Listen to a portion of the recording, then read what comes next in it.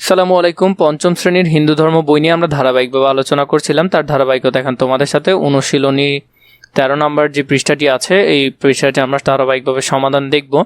প্রতিটি পৃষ্ঠা নিয়ে আমি তোমাদেরকে সমাধান দিচ্ছি, প্রতিটি বই নিয়ে দেখছি। তোমরা অনেক বেশি পরিমাণে দেখছো, তার জন্য তোমাদেরকে অসংখ্য ধন্যবাদ। এখন তোমাদেরকে আমি সমাধান দিব, তোমাদের অনুশীলন সমাধান। এই অনুশীলনের যে কাজগুলো আছে এগুলো আমরা ধারাবাহিকভাবে দেখব। 1 নম্বর আমাদেরকে দিয়েছে সঠিক শব্দ দিয়ে শূন্যস্থান পূরণ করো। এখানে আমরা সঠিক শব্দ বসাবো, এটা দিয়ে আমরা কি করব, শূন্যস্থানটি পূরণ করব। তো চলো দেখো আমরা প্রথমটা করে নিই। প্রত্যেক ধর্মই কিছু ড্যাশ আছে। প্রত্যেক ধর্মেরই কিছু কি আছে, আমরা এই উত্তরগুলো একটু দেখি। প্রত্যেক ধর্মেরই কিছু অনুশাসন আছে, তাহলে এখানে উত্তর হবে কি মাঝখানে অনুশাসনটা। ঠিক আছে, মাঝখানে অনুশাসনটা লিখবে। 2 নম্বরে খেয়াল করো, এখানে আছে শরীর ও মন পারস্পরিক ড্যাশ। তাহলে শরীর ও মন পারস্পরিক কি, সম্পর্কযুক্ত। এখানে উত্তর হবে কি, সম্পর্কযুক্ত। পরবর্তীতে নিয়ম মেনে আমাদের ড্যাশ করতে হবে। নিয়ম মেনে আমাদের কাজ করতে হবে। এখানে উত্তর হবে কি, কাজ। এরপরে 4 নম্বর, সূর্যোদয়ের আগে ড্যাশ থেকে উঠতে হয়। সূর্যোদয়ের আগে বিছানায় বা ঘুম থেকে উঠতে হয়। ঠিক আছে, উত্তর হবে এটা। পরবর্তীতে 5 নম্বরে আছে মাতৃদেবো ভব পিতৃদেবো ভব ড্যাশ ভব। তাহলে এখানে কি হবে, আশ্চর্য দেব ভব। তো এখানে উত্তর হবে এটি। পরবর্তীতে আমরা যদি খ নম্বর দেখি, বাম পাশের সাথে ডান পাশের বাক্যাংশের মিল করো। ডান পাশের সাথে আমরা বাম পাশেরটা বা বাম পাশের সাথে ডান পাশেরটা আমরা মিল করব। প্রথমটা, শরীর ভালো থাকলে মনও ভালো থাকে, তাহলে এটা হবে এটার সাথে। আমরা যদি প্রথমটা দেখি, শরীর ভালো থাকলে মনও ভালো থাকে। পরবর্তীতে দেবদেবী বা ঈশ্বরের উদ্দেশ্যে ঈশ্বরের নাম করতে হয়। দেবদেবী বা ঈশ্বরের উদ্দেশ্যে ঈশ্বরের নাম করতে হয়, তাহলে এটা হবে এটা। পরবর্তীতে যদি 3 নম্বর দেখো, অনুশাসন অনুযায়ী মাতা পিতা শিক্ষক ও গুরুজনদের শ্রদ্ধা করতে হবে।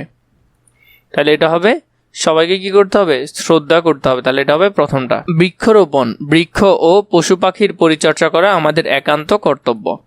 তাহলে এটি হবে এটির সাথে আমাদের একান্ত কর্তব্য। এরপরে 5 নম্বর, ধর্মীয় অনুশাসন পালন করলে আমাদের শরীর ও মন ভালো থাকে। ধর্মীয় অনুশাসন পালন করলে আমাদের শরীর ও মন ভালো থাকে। উত্তর হবে এটা। পরবর্তীতে যদি আমরা দেখি, সঠিক উত্তরের পাশে টিক চিহ্ন দেই। এখানের মধ্যে যেটা আছে, প্রথমে ধর্মীয় নিয়ম নীতি না মানলে ধর্মের মধ্যে সমাজের মধ্যে কি দেখা দেয়, এটি হবে বিশৃঙ্খলা দেখা দেয়। 2 নম্বরে, ধর্মীয় নিয়ম নীতি বা অনুশাসন পালন করলে আমাদের কি ভালো থাকে, আমাদের শরীর ও মন দুই ভালো থাকে। 3 নম্বরে, সায়ং বা সায়ারুহ শব্দের অর্থ কি, এটি হলো সন্ধ্যা। কি হবে, সন্ধ্যা। পরবর্তীতে 4 নম্বরে, শৃঙ্খলা ও নিয়ম নীতি রক্ষার জন্য কি পালন করতে হয়, অনুশাসন পালন করতে হয়। উত্তর হবে খ নম্বরটা। পরবর্তীতে আমরা যদি দেখি, আমাদের এখানে নিচের প্রশ্নগুলোর সার সংক্ষেপে উত্তর দাও। এগুলোকে আমরা ছোট ছোট করে লিখব। প্রথমে আছে নিত্যকর্ম কত প্রকার ও কি কি। তো নিত্যকর্ম কত প্রকার, নিত্যকর্ম 5 প্রকার। প্রকৃত্য, পূর্বাহ্নকৃত্য, মধ্যাহ্নকৃত্য, অপরাহ্নকৃত্য ও রাত্রিকৃত্য। তাহলে এগুলো হলো 5 প্রকার। পরবর্তী প্রশ্ন যদি দেখো, প্রাকৃত্য কাকে বলে, এই সময় কি কি করতে হয়।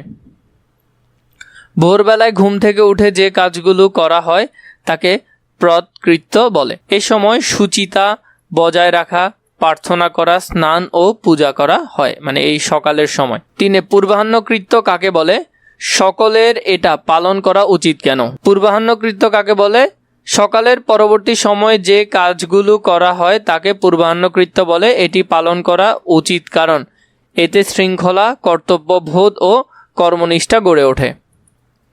4 নম্বরে, মধ্যাহ্নকৃত্য কাকে বলে, এই সময় কি করা হয়। দুপুরবেলায় যে কাজগুলো করা হয় তাকে মধ্যাহ্নকৃত্য বলে। এই সময় ভোজন, বিশ্রাম ও প্রার্থনা করা হয়। তাহলে এটা এখান থেকে দেখবে। এর পরবর্তীতে যদি দেখি আমরা, অপরাহ্নকৃত্য বলতে কি বোঝায়, খেলাধুলা ও ব্যায়ামের উপযুক্ত সময় কখন। বিকেলের সময় যে কাজগুলো করা হয় তাকে অপরাহ্নকৃত্য বলে। খেলাধুলা ও ব্যায়ামের উপযুক্ত সময় হলো বিকালবেলা।